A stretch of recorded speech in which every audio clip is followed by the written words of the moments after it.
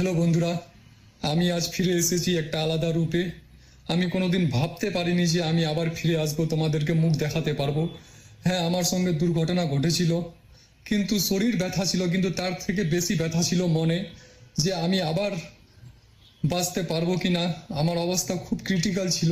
যখন আমি হসপিটালের বেডে শুয়েছিলাম তখন আমার মাথায় একটাই চিন্তা হচ্ছিল যে আমার যত বন্ধু বান্ধব, ছোট ভাই বোনেরা, আমার পরিবারের সদস্য, আমার ফলোয়ার্স, আমার রিলেটিভস, ওরা কি জানে যে আমি তাদেরকে কতটা ভালোবাসি। অনেকেই আমার জন্য প্রার্থনা করেছে, দোয়া করেছে, আমাকে মেসেজ করেছে, আমার কাছে ফোন ছিল না। তাদের সকলের দোয়া প্রার্থনা আজকে আমাকে বাঁচিয়ে রেখেছে, এবং আজ আমি ধীরে ধীরে সুস্থ হচ্ছি, এবং আপনাদের দোয়াতে আমি খুব তাড়াতাড়ি রিকভার হওয়ার চেষ্টা করছি। বাট জীবনে একটা জিনিস আমার অনুভব হলো যে জীবনটা খুব ছোট, এবং ভালোবাসা ছাড়া জীবনের কোনো